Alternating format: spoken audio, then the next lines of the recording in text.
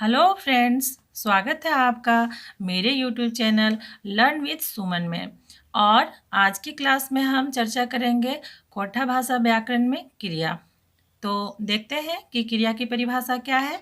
खोटा भाषा व्याकरण में क्रिया की जो परिभाषा है वो देखते हैं। खोटा व्याकरण जे शब्द से कोनो काम होवे के बात करे के पता चलो है उस शब्द के क्रिया कहल जा है।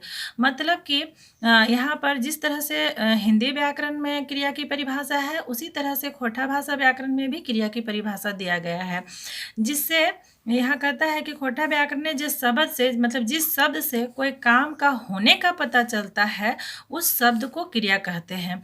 दोसर अर्थ कहल जाए तो कोनो वाक्य कर्ता और कर्म, कर्म को खोटा में कर्म लिखते हैं। कर्म रकम क्रिया के स्वरूप मतलब स्वरूप पावल जाए है। संज्ञा और सर्वनाम बाटले को बोलते हैं द्वारा। कोनो काम करे के बा होवे के बोध करवैया शब्द के क्रिया कहल जा है। मतलब कि ये संज्ञा या सर्वनाम के द्वारा कुछ काम जो करा हो रहा है उस काम को क्रिया कहते हैं। अब इसका देखते हैं कि एग्जाम्पल क्या है। तो जैसे ऊ खा है, राम जाय रहल है। हिया खा और जाय शब्द क्रिया हकै जे कोनो काम होवे के बोध कराय रहल है। यहाँ कहता है कि खा और जाय मतलब खाना और जाना, ये दोनों शब्द जो है वो क्रिया है जो कोई काम के होने का बोध करा रहा है। खोटा भाषा के पहिल पीएचडी करवैया विद्वान डॉक्टर गजाधर महतो जी वाक्य के माझे मोटा मोटी दूगो क्रिया के रूप बतवल हत। मतलब ये जो डॉक्टर गजाधर महतो जी हैं ये क्रिया के दो भाग में बांटे हैं। कौन कौन से भाग हैं तो देखते हैं। क्रिया के दो भाग हैं, मूल क्रिया और सहायक क्रिया। अब यहाँ कहता है कि ऊपरे के वाक्य खा और जाए मूल क्रिया है, मकिन है और रहल है सहायक क्रिया है। मूल क्रिया खोटा भाषाएं रूढ़ शब्द नियर रहो है। कहने का मतलब है कि जो अभी हम लोग देखें वाक्य कि वो खा है और राम जा है, तो खाना और जाना जो है वो मूल क्रिया है। मकिन है और रहल है जो यहाँ पर है और रहल है का जो बात कर रहा है वो कहते हैं कि है और रहल है सहायक क्रिया है। मतलब ये सहायक क्रिया के रूप में रहते हैं। मूल क्रिया खोटा भाषाएं रूढ़ शब्द नियर रोह है। जो ये मूल क्रिया है खा और जा, ये रूढ़ शब्द के नियर रहता है। अब जैसे देखते हैं पढ़ लिख खा जा आरो आरो। मूल क्रिया के धातु नामहु जानल जाहे। मूल क्रिया के पेछू एक या वेक प्रत्यय जोड़ के क्रिया के स्वरूप बदलल जाहे। अब देखिए मूल क्रिया जो है उसके पीछे मतलब उसके बाद में एक या वेक जोड़ करके और उसके स्वरूप को बदलने का भी नियम है। तो कैसे, तो जैसे पढ़ प्लस एक पढ़े के, पढ़ प्लस वेक पढ़वे के, लिख प्लस एक लिखे के और लिख प्लस वेक लिखवे के आरो आरो। तो यहाँ कहता है ना कि पढ़ और एक ये शब्द जो है इसका मतलब देखिए समझते हैं। पढ़े के मतलब कि खुद अपने बारे में पढ़ना है। पढ़वे के मतलब किसी दूसरे को पढ़ाने के बारे में कहा जाता है। लिखे के मतलब अपने स्वयं लिखना है और लिखवे के मतलब किसी दूसरों को लिखाने की बात, ये इस शब्द का मतलब वही है।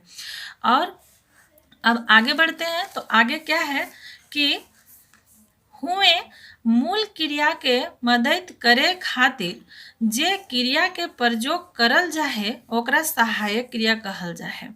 कहता है कि जो मूल क्रिया का जो सहायता करता है ना, जो सहायता करने के खातिर जे क्रिया के प्रयोग करल जाहे ओकरा सहायक क्रिया कहते हैं। अब क्या है देखिए, जैसे हे है ही हिक आरो आरो।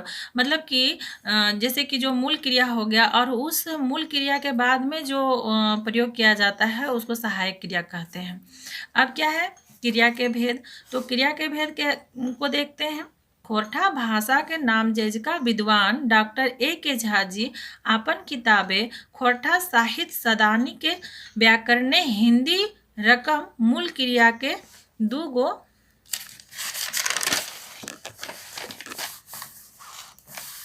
खांदे बांट लेहत। जो डॉक्टर ए.के. झा जी हैं उनके अनुसार क्रिया के दो भेद हैं। क्रिया के दो भेद कौन कौन से हैं? तो अकर्मक क्रिया और सकर्मक क्रिया। तो अब देखते हैं अकर्मक क्रिया को। तो अकर्मक क्रिया ऐसन क्रिया शब्द जेकर से शरीर बा गाते के अंग से संबंध रहो है उस शब्द के अकर्मक क्रिया कहल जा है।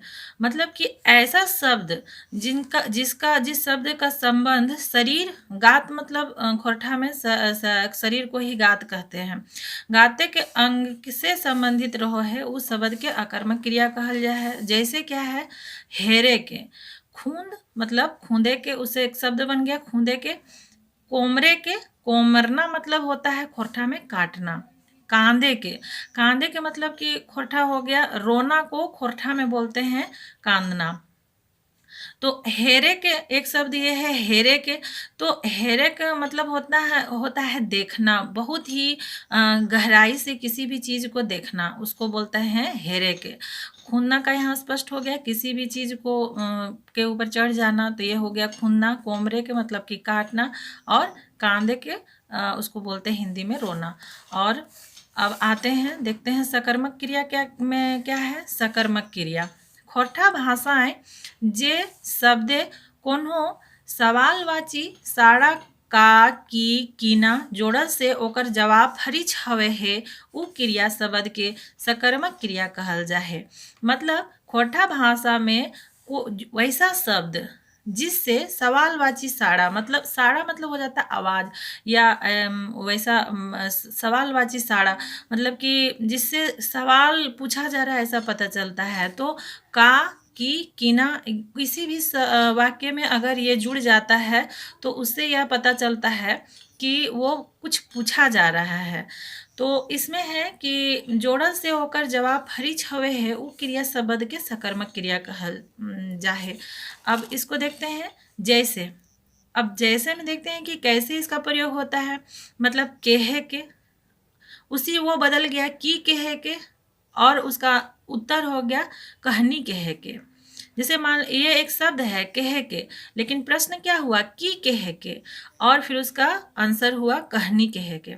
फिर है एक शब्द खाए के, तो का खाए के मतलब प्रश्न हुआ का खाए के, तो दाल भात खाए के। देखे के, तो ये शब्द है देखे के, तो किना देखे के मतलब क्या देखना, मतलब सिनेमा देखे के। तो ये सारे शब्द हैं। इन सारे शब्दों के आगे में प्रश्नवाचक या प्रश्न पूछने वाला एक शब्द जुड़ गया है, और उसका फिर ये उत्तर हो गया। अब आगे है कि ई तरी मार कूट के देखल जाए तो खोरठा भाषाएं क्रिया के आपन आँचा ढांचा है, जे कोनो संज्ञा आर सर्वनाम बा कर्ता बाटले काम हवे के आर करे के बोध करावे है। इसमें मार कूट के मतलब कि खोरठा में ऐसा कहा जाता है कि कुल मिलाकर ये कहा जा सकता है या देखा जा सकता है कि खोरठा भाषा क्रिया के अपना ही एक रंग रूप है या अपना ही एक नियम कानून है। जे कोनो संज्ञा और सर्वनाम बा कर्ता के मतलब बाटले मतलब द्वारा बताए थे काम होवे के और करे के बोध करावे है। संज्ञा और सर्वनाम के द्वारा कोई काम अगर होता है तो उस काम के बारे में ये यहाँ पता चलता है। तो आज हमने देखा कि खोरठा भाषा व्याकरण में क्रिया और क्रिया की जो परिभाषा है, क्रिया की परिभाषा देखने के बाद हमने देखा कि उसकी क्या एग्जाम्पल हैं, उदाहरण हैं, और उसके बाद जो गजाधर महतो जी हैं उनके अनुसार क्रिया की को दो भाग में बांटा गया है। और उसके बाद फिर आगे हम देखा कि मूल क्रिया और सहायक क्रिया किसे कहते हैं, और ये क्रिया के जो भेद है मैंने यहाँ पर चर्चा की है। उसका है कि ये जो डॉक्टर ए.के. झा जी हैं उनके द्वारा लिखा गया किताब में, व्याकरण किताब में उन्होंने बताया है कि क्रिया के दो भेद हैं, और क्रिया के दो भेद उनके अनुसार अकर्मक क्रिया और सकर्मक क्रिया दिया गया है। और अकर्मक क्रिया और सकर्मक क्रिया के मैंने परिभाषा की चर्चा की, और अकर्मक क्रिया के शब्दों की चर्चा की। सकर्मक क्रिया के शब्दों की चर्चा की और फिर ये आपका कंक्लूजन है कि क्रिया को कुल मिलाकर हम कैसे परिभाषित किया जा सकता है। तो खोटा भाषा व्याकरण में आज का हमारा विषय था या आज का जो हम लोग का टॉपिक था वो क्रिया था।